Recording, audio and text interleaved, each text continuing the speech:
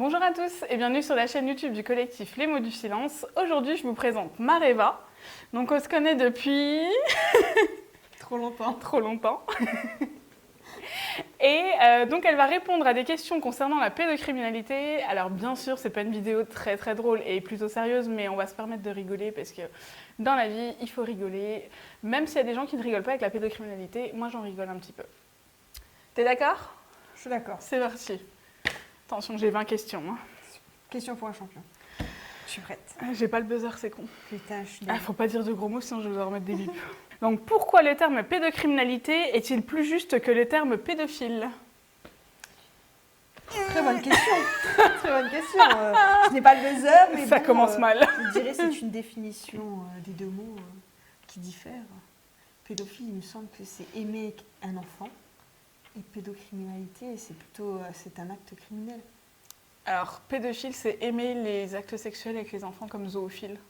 Voilà. Et donc, oui, mais donc, Ouais. pédocriminalité, c'est qu'il accentue le fait qu'il y ait un crime.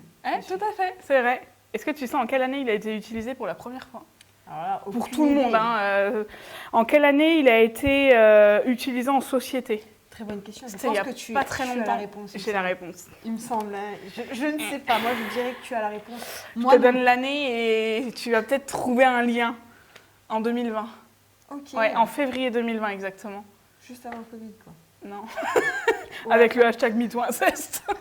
Ah, peut-être aussi. Le Covid n'est pas à l'origine de tout. Mais là... Malheureusement.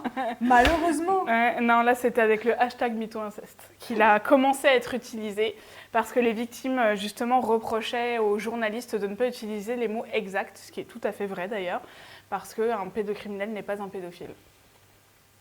Ou le contraire, en tout cas, n'est pas vrai non plus.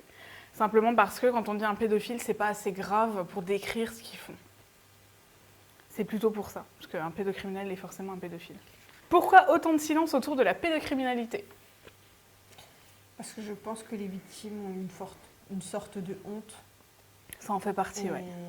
Et après, voilà, ils pensent qu'ils ne peuvent pas prouver qu'ils ont été violés. Ils ont peur qu'on ne les croit pas, alors qu'au final, Il n'y a pas que il y ça. a plusieurs actes. C'est un problème de société. En fait, c'est un sujet tabou qui fait souvent tâche. J'ai voulu expliquer ça comme ça puisque c'est plus simple. Au lieu de chercher une réelle solution, on camoufle la tâche en espérant qu'elle ne réapparaisse jamais. Sauf que dans un cas de pédocriminalité, c'est totalement impossible. D'ailleurs, vous allez le voir dans une autre question tout à l'heure. On est tellement tous concernés par la pédocriminalité que la société préfère la cacher. Alors que si on se mettait tous à lutter contre la pédocriminalité, on trouverait des solutions. Il y a des solutions réelles qui existent, c'est juste qu'on ne veut pas les mettre en place. Ou en tout cas, on trouve ça trop difficile de les mettre en place. Ensuite, dans cette question, il faut deviner un pourcentage.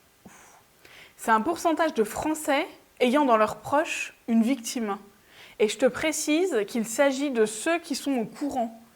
Donc ceux pour qui ce n'est pas un secret. Combien de Français sont au courant qu'ils ont une victime dans leur entourage, d'après toi, en pourcentage ? 70%. C'est vrai. Beaucoup moins. Ouais, beaucoup, beaucoup moins. Alors là, où les gens sont trop sincères avec moi. Ils me disent trop de choses. Ouais, Je suis ça désolée. se peut aussi. Je suis désolée pour moi. Alors, on va dire 30%. Ah, quasiment, ouais, 32. Ah ouais, seulement. Ouais. Ouais, non, c'est vraiment... Ouais, tout le monde me parle, je suis désolée. Voilà, si vous jamais, voulez parler à Mareva, allez-y. Une facilité d'écoute, je pense. Une oreille tendue. Y a pas de souci. Mareva, psy, à ses heures perdues. Voilà, mes heures perdues, parce que j'en ai beaucoup à donner. Ah bon ? Bah, il faut croire. Des fois, t'as des gens, ils te parlent, mais t'as pas envie qu'ils te parlent. Bon, je dis pas ça pour le collectif, je précise, mais en clientèle, des fois, vous tombez sur des gens qui vous parlent et vous avez pas envie qu'ils vous parlent. Des fois, elle n'a pas envie que je lui parle, c'est tout. Elle voulait me faire passer un message. C'est pas ça que je dis. D'après les derniers chiffres, en 2020, combien de Français ont été victimes de pédocriminalité ? En 2020, sur l'année 2020. Sur l'année 2020 ? Ouais. À quel ratio on était sur 10 personnes ? Sur 10 personnes ? Ouais. 6 ? Non, moins quand même. 4 ? Un peu moins. Ah ouais, 3 sur 10. 30%. Pour le moment, ouais. Ouais, mais qui a été dit, C'est ça. qui a été avoué, on est d'accord. Et si on ne fait rien, combien seront bientôt concernés d'ici quelques années, d'après les chiffres officiels dès 2025 ? Concernés qui le diront ou concernés... Qui le diront. 40. 5 sur 10. 5 Donc sur 1 sur 2, ouais. Ah, ils sont optimistes. Hein. Ouais. Ils sont optimistes. Vrai ou faux ? On estime qu'une victime de pédocriminalité est victime de stress post-traumatique au même titre qu'un soldat qui revient du front. Vrai. Elle aura le même type de séquelles psychologiques. Le viol est une forme de torture. Surtout sur les enfants qui ne sont pas encore construits psychologiquement. Ce chiffre date du 6 octobre 2021. Combien d'après toi, attention, c'est des mathématiques. Non, c'est des devinettes de mathématiques. J'ai fait S, mais quand même. Attention, c'est sérieux. C'est sérieux, là. Ça va être très moche, mais c'est très sérieux. Combien, d'après toi, 3000 pédocriminels peuvent-ils faire de victimes ? Oh, putain, C'est un chiffre officiel qui date du 6 octobre 2021. Et je te donne un indice, c'était concernant les victimes dans l'église.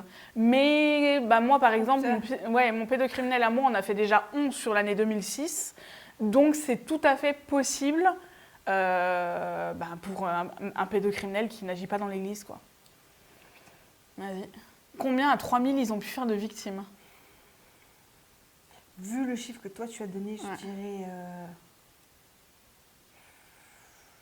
40 000. Ah non, tu peux y aller.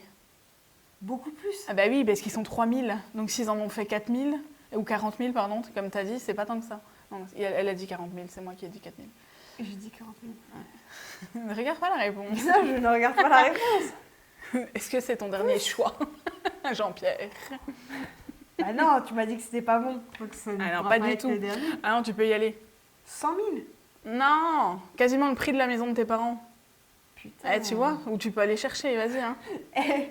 T'as dit à tout le monde, Papa, maman, maman, vendez la maison. je m'excuse. Non, Vendez parce la que maison. je les aime tellement que c'est un peu comme mes parents, donc... 250. Non, vas-y. 300 000. Ouais, encore un peu plus. Putain, quand même, ils ont fait 100... 330 000 victimes. 330 000. Ah oui, Soit 110 victimes par pédocriminel. Et moi, ça m'a fait penser à ça parce que au tribunal, il y avait une question qui avait été posée. Et j'avais dit à la juge, parce que concrètement, moi, je suis la seule victime qui ait osé parler et porter plainte. Et j'avais marqué comme petite remarque à ce résultat-là, ceux qui parlent de cas isolés peuvent aller se rhabiller, à moins que le mec soit aveugle, sourd et attardé, c'est rarement une erreur. Alors, moi j'ai marqué ça avec mon humour noir, mais concrètement un pédocriminel il se gourre pas du tout de victime et genre il fait pas ça par erreur. Hein. Donc forcément il récidive ensuite. Il n'a pas chuté. non, il a pas glissé. Désolée. Bon après vous me connaissez avec mes vidéos, vous avez l'habitude. Le Gorafi a publié un article très parlant pour parler des faits de pédocriminalité dans l'Église. Quel en était le titre ? Alors, à savoir qu'à la base, il voulait faire une vanne, mais ça a été de l'humour noir qui finalement a été super bien trouvé. Alors là, la question est très très bonne. Je suis désolée, je ne suis pas trop sur les réseaux. Je suis quelqu'un de très sérieux qui nie pas trop ce genre de... Genre Pédocriminalité, les prêtres condamnés à 3 Notre Père et Je vous salue Marie. Je vous le mettrai en lien. Donc, il n'était pas loin de la vérité et loin d'être absurde pour une fois. Comme quoi. Et justement, quelle est la dernière loi ayant été mise en place pour les victimes de pédocriminalité ? Un indice, c'est Marlène Schiappa qui l'a fait voter. Elle s'y était engagée. Tu m'en poses des questions. En 2021, le délai de prescription est passé à 30 ans. Ah oui. Au lieu de 20. Tu m'en avais parlé. Tu vois, je t'ai dit que ça allait être des questions. J'en avais parlé parce que mon affaire n'était pas concernée. Tu vois, je t'écoute pas vraiment en fait. Hein? La vidéo, vous allez avoir des révélations. Les derniers chiffres sur la pédocriminalité en France datent de mars 2022. À ton avis, combien de plaintes ont été enregistrées concernant la pédocriminalité en mars 2022 ? C'est les derniers chiffres en France qu'on a. Combien de plaintes Il ne va pas en avoir beaucoup non plus. Quand même. Quand même si genre... se sont réveillés. Mm.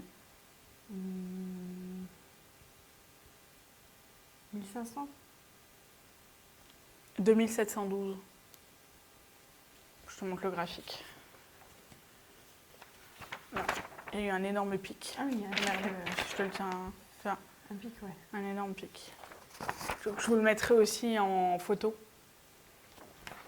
Comme quoi, c'est des vrais chiffres, hein, ce qu'on dit. C'est moche, mais c'est des vrais chiffres. Combien de plaintes aboutissent réellement chaque année? On parle de pédocriminalité, hein, toujours. Ah. Plus ou moins? Beaucoup moins. 5? 1%. 1%. C'est super dur à prouver. À moins que le mec, il avoue, c'est super dur à prouver. Ou à moins que tu aies quelqu'un qui témoigne aussi en ta faveur. Qui a vu des choses, etc. Quelle est la durée moyenne des affaires de pédocriminalité en France? Je me base sur toi ou pas? Non, moi ça a été au-dessus de la moyenne. Ok. Mais je suis pas loin, je suis vraiment pas loin. Ouais. 4? Non, un peu plus. 5? Ouais. Et dans mon cas, à moi, ça a été quasiment 7 ans. Bon, s'il y a un faux raccord, on a eu un problème de batterie. Après la pub. C'est ça. J'aurais dû faire ça. Ah ouais, j'aurais dû faire ça après la pub. J'ai porté plainte en juillet 2016, ou plus précisément fin juin 2016, mais l'enquête a commencé en juin 2016 à Metz. Ok ? Mon procès a eu lieu en avril 2022. Sais-tu combien de temps a duré réellement l'enquête ?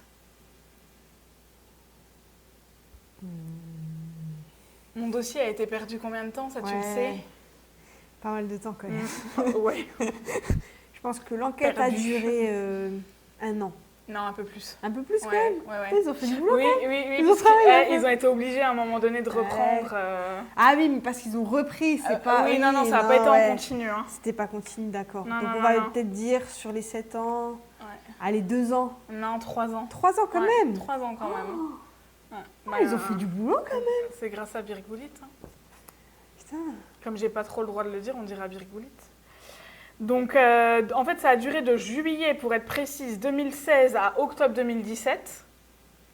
Et ensuite, ça a duré de juillet 2020 à janvier 2022, mais pas en continu. Non. Faut pas rêver. Trop facile sinon. Sachant que le dernier procureur a été l'un des meilleurs. Et que, après, bon, bah, c'est ce que je disais dans une autre vidéo, à Metz, on est en Moselle, donc c'est un petit peu spécial. Disons qu'ils font bien leur boulot et assez rapidement. C'est un peu chauvin de dire ça, mais c'est quand même totalement vrai. Chez nous, là-dessus, on n'a pas trop de problèmes. On est des travailleurs, on vient de l'Est. On n'y peut rien. Notre petit côté Arbeit. Ah ouais, c'est ça. C'est ça. Soyons plus légers. Oh, j'adore mon texte. Combien de temps le ministre de la Justice, M. Dupond-Moretti, a-t-il mis à me répondre ? Ça, si t'as regardé la vidéo, mais elle m'a dit qu'elle n'avait pas regardé la vidéo. Je n'ai pas regardé la vidéo. La honte. Ah, moi, je suis franche, quoi. Heureusement. Voilà, la franchise est de mise chez nous. C'était l'avant-dernière vidéo. Combien de temps? Il a mis longtemps. Hein, parce que... Ah non, il a mis plus que longtemps. Parce que je te l'ai dit, en plus, il n'y a pas si longtemps que ça par SMS. Il a mis une bonne année. Ah non, vas-y. Plus? 2 ans et 10 jours. 2 ans et 10 jours. Ah oui, quand même. Et le courrier, il s'est pas paumé par la poste. Hein. C'est vrai? Non, il m'a écrit le 18 août 2022. Je l'ai reçu le 19 dans la boîte aux lettres. Ouais, donc... Et c'est même pas lui qui m'a répondu en personne. Mais bon, il a sûrement plus important à faire. C'est vrai que la pédocriminalité, c'est pas très important. Alors ensuite, là on va parler un peu du procès, parce que vous avez été plusieurs à me poser des questions dessus. Quelle est la phrase qui m'a le plus énervée au tribunal venant de la part de mon agresseur? Ça, je t'en avais parlé. Putain, Après, il y en a plein, donc c'est ça qui va être compliqué. Tu m'as tellement parlé que... Ouais, mais il y en a une en particulier où franchement, je te donne un indice, ma grand-mère, ça là, mais je pense que si elle avait été à proximité, elle se serait déplacée pour aller lui mettre un bon coup de poing dans la tronche. Quand je parle de ma grand-mère, c'est ma vraie grand-mère, parce que les autres, je les considère pas du tout comme mes grands-parents. Mes grands-parents. Oh. Moi, le coup qui m'avait choqué, c'est le coup de la tablette, mais après, voilà quoi. Raconte. Vous allez peut-être apprendre des trucs là. Ah, quand même, quand on était jeunes, les tablettes n'existaient pas, quoi. Ouais. Je sais pas. Alors que dans la déposition, elles existaient. Il y avait un petit peu un décalage de... Voilà. Parce qu'en fait, pour raconter un peu une anecdote de mon affaire, même si je pourrais pas en raconter beaucoup, pour se dédouaner de ce qu'il avait fait, parce qu'il n'a jamais avoué ce qu'il avait fait. Il a raconté qu'avec ma cousine, on regardait du porno sur des tablettes. Là, bien sûr, l'enquêtrice lui a fait remarquer que quand j'étais petite, ça va nous mettre un gros coup de vieux, mais les tablettes n'existaient pas. Ou en tout cas, elles n'étaient pas accessibles au public. Donc, il a répondu que c'était... C'était quoi encore? Après, tu l'as oublié. T'en as eu tellement. Non, mais si, c'était non, la c'est cassette. Vraiment... Non, pas encore. On n'était pas encore à la cassette. Enfin, non. La cassette, c'était après. Il a d'abord parlé de l'ordinateur. Oui, on a eu l'ordinateur. Le problème, c'est qu'à l'époque, pareil, on va être vieux, on avait un ordinateur par foyer. Et l'ordinateur, en général, il se trouve en plein milieu du salon. Donc ça allait être... Ou alors, genre, dans le bureau, mais qui était ouvert à tous, quoi. Donc, tu n'allais pas regarder un porno. Et à l'époque, nous, ça faisait les gros... tu sais, les trucs, là... Genre, tu regardais du porno, tes parents étaient facturés 20 balles de plus dans le mois, ils allaient vite s'en rendre compte. Donc, l'ordi, ça n'a pas marché non plus, pour le coup. Donc après, il a parlé de la cassette vidéo. Ouais. Mais pour t'en procurer, t'avais pas 18 ans. Bah non, et puis en fait, Internet, ça fonctionnait pas pareil et tout à l'époque. Et après, du coup, il a dit qu'on allait dans un... Comment ça s'appelait? Un vidéoclub? Ouais. Sauf qu'en fait, 2 gamines de moins de 18 ans, elles n'auraient pas pu se procurer une cassette vidéo porno. Non, donc ensuite, il a parlé du fait qu'on allait au distributeur de cassettes vidéo, oui, parce qu'il manque pas d'imagination, le mec. Il a vraiment rien lâché jusqu'au bout. Donc, il a parlé du distributeur, sauf qu'en fait, au distributeur, ça ne marchait pas avec des billets ni des pièces à l'époque, donc il fallait une carte bancaire. Autant vous dire qu'on n'avait pas de carte bancaire vu l'âge qu'on avait, parce qu'il parle quand même d'un âge où on avait 8-9 ans. Voilà. Et donc ensuite, il a parlé de Canal+. Oui, ça aussi. Qu'on regardait, donc sur la télé, en plein milieu du salon, du porno sur Canal+, qu'on regardait à 13h l'après-midi, ou alors en plein après-midi. Coïncidence ou pas, le procureur lui a expliqué que les pornos à l'époque passaient à minuit et que c'était payant. Ouais, non. Voilà. C'était pas très réfléchi. Non. Une défense pas très aboutie. Voilà, mais bon. Mais c'était pas ça. C'est pas ça qui m'a mis le plus en colère. Parce que ça, comme j'avais été interrogée quand même au moins 3 fois là-dessus par les policiers ou les gendarmes, ça j'étais déjà au courant, je m'y attendais, mais je m'attendais quand même pas à ce qu'ils poussent le truc aussi loin. Parce que les juges, il y avait 3 juges à mon procès, à un moment donné, elle s'est un peu énervée, quoi. C'est un peu énervé face à son explication. Mais c'était pas ça. C'est pas ça? Non. C'était quand il a dit que je devais me tromper de grand-père et que je devais confondre avec celui qui est décédé. Ah oui, oui. Donc c'était pas lui. Bah non. Non. Mais comme l'autre était décédé, je pouvais plus porter plainte contre lui, donc malheureusement pour lui, je me retournais contre lui. Ouais. La batterie recommence à...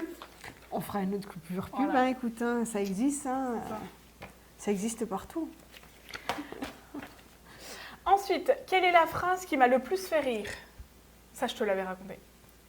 Mais après, il y en a beaucoup aussi. Ah oui. Parce que sur le coup, je rigolais pas, mais après, j'ai ri quand même. Parce que... on a bien ri. C'est quand il a dit que j'en avais après son argent. Ah oui, c'est vrai, ouais. Il est trop riche, souvent.